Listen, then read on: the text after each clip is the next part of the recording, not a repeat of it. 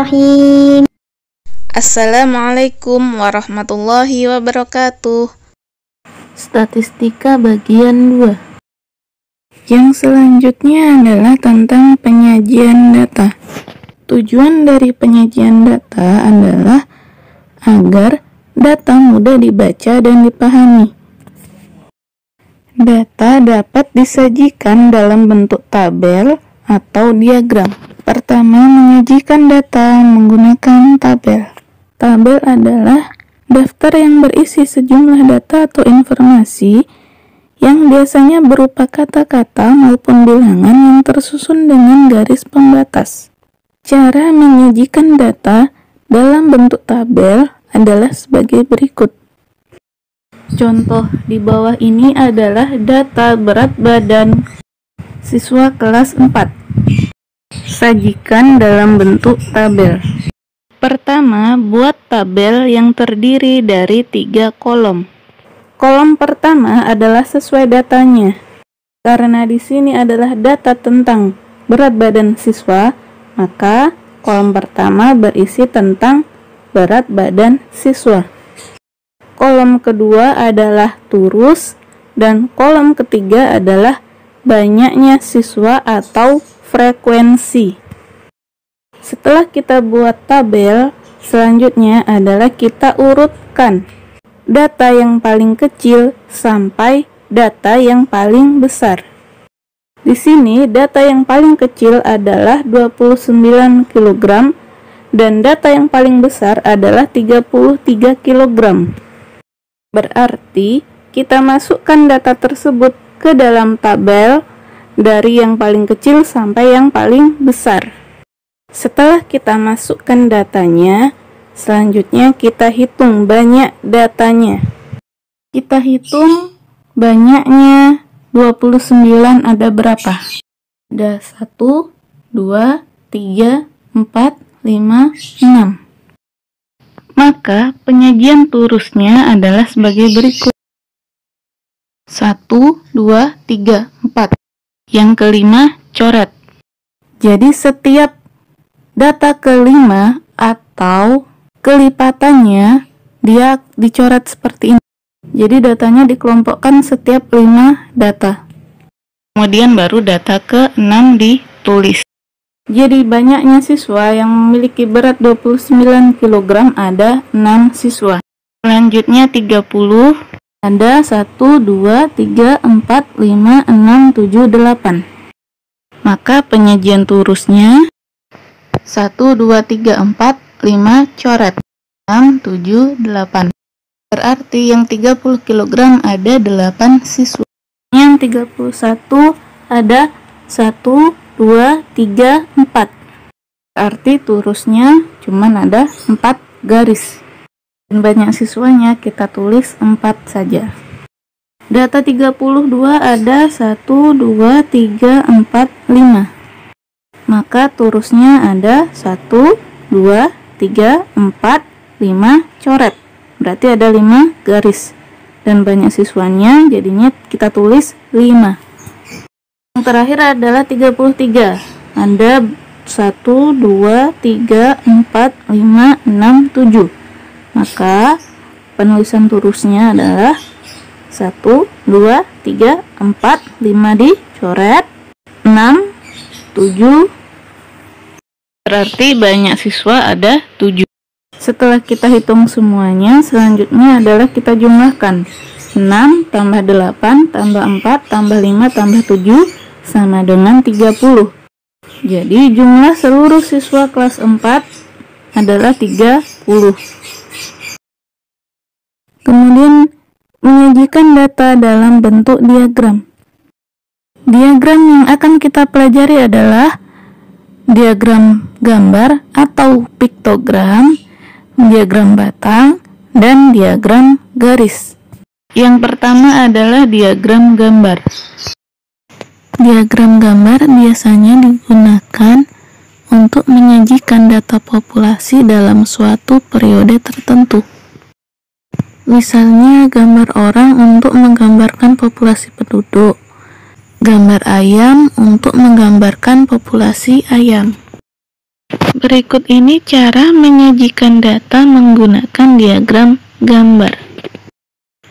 Contoh, di sebuah desa terdapat 5 peternakan kambing. Banyaknya kambing di setiap peternakan adalah sebagai berikut. Sajikan data di atas dalam bentuk diagram gambar. Langkah pertama adalah carilah FPB dari banyak kambing setiap peternakan. Berarti FPB dari 60, 90, 75, 75, dan 60. Didapat FPB dari angka-angka tersebut adalah 15. Dengan demikian, gambar satu ekor kambing digunakan untuk mewakili 15 ekor kambing. Jadi, pada peternakan P ada 60 ekor kambing. Berarti, banyaknya gambar kambing pada diagram gambar adalah 60 dibagi 15 sama dengan 4. Maka, gambar kambing yang mewakili adalah 4 gambar kambing. Berarti, banyak gambar kambing pada peternakan Q adalah 90 dibagi 15 sama dengan 6. Banyak gambar kambing pada peternakan R adalah 75 dibagi 15 sama dengan 5. Gambar kambing pada peternakan S 75 dibagi 15 sama dengan 5. Dan gambar kambing pada peternakan T adalah 60 dibagi 15 sama dengan 4. Maka diperoleh diagram gambarnya adalah sebagai berikut. Selanjutnya adalah diagram batang. Diagram batang menggunakan gambar batang untuk mewakili data yang disajikan. Batang yang digunakan berbentuk persegi panjang dengan lebar yang sama. Berikut contoh cara menggambar diagram batang. Berikut ini adalah data tentang olahraga kegemaran siswa kelas 5. Langkah pertama adalah buatlah sumbu mendatar dan sumbu tegak yang saling tegak lurus seperti gambar berikut ini. Sumbu mendatar itu menyatakan keterangan. Dalam hal ini keterangannya adalah olahraga. Jarak keterangan yang satu dengan yang lainnya harus sama. Jika menggambar menggunakan jarak 1 cm, maka yang lainnya juga harus menggambar dengan jarak 1 cm. Selanjutnya adalah sumbu tegak menyatakan frekuensi keterangan. Dalam hal ini, sumbu tegak menyatakan banyaknya siswa. Perlu diperhatikan ya, angka selalu dimulai dari 0. Jadi angka 0 ada di titik ini. Untuk angka berikutnya tidak selalu 1. Namun jaraknya antara angka 1 ke angka yang lainnya harus sama. Misalnya kita mulai dari angka 0, angka kedua adalah angka 2. Maka angka selanjutnya adalah kelipatan dari angka 2. Berarti 2, 4, 6, 8 dan seterusnya. Jika dimulai dari angka 7, maka kelipatan dari 7. Jadi 7, 14, 21, dan seterusnya. Langkah selanjutnya adalah buatlah satu batang yang mewakili siswa yang gemar sepak bola, yaitu ada 12 siswa. Maka tinggi batang harus sejajar dengan angka 12 pada sumbu tegak ini. Nah, pada sumbu tegak ini kita menggunakan kelipatan dari 2. Selanjutnya, ulangilah langkah tersebut sampai data bola basket. Setelah kita ulangi, maka akan didapatkan diagram batang sebagai berikut. Diagram selanjutnya adalah diagram garis. Diagram garis menggunakan garis untuk mewakili data yang disajikan. Umumnya, diagram garis digunakan untuk melihat gambaran tentang perubahan peristiwa dalam periode tertentu. Cara membuat diagram garis adalah sebagai berikut. Diketahui suhu udara yang tercatat dalam suatu hari pada musim penghujan adalah sebagai berikut. Sajikan data di atas dalam bentuk diagram garis. Langkah pertama adalah membuat sumbu mendatar dan sumbu tegak yang saling tegak lurus. Sumbunya sama dengan seperti kita ingin membuat diagram batang ya. Berarti sumbu yang mendatar menyatakan keterangan. Keterangannya adalah pukul 6, pukul 9, 12, 15, 18, dan 21. Dalam hal ini, sumbu tegak menyatakan suhu udara pada waktu itu. Ya, jarak pada sumbu mendatar itu harus sama dan jarak angka pada sumbu tegak itu juga harus sama. Jika kita mulai dari angka 0, kemudian angka selanjutnya adalah angka 5, maka angka berikutnya adalah kelipatan angka 5, yaitu 5, 10, 15, 20, 25, 30, dan seterusnya.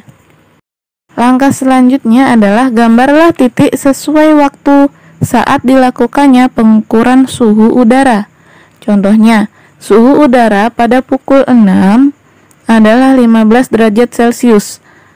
Maka, pada sumbu mendatar, tariklah garis vertikal ke atas dari titik yang mewakili pukul 6, sedangkan pada sumbu tegak, tariklah garis horizontal ke samping dari bilangan yang mewakili suhu udara pada pukul 6, yaitu 15 derajat Celcius.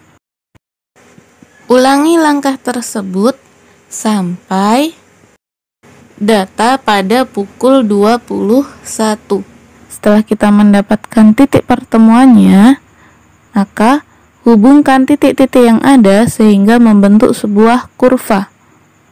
Maka kita dapatkan gambar diagramnya adalah sebagai berikut.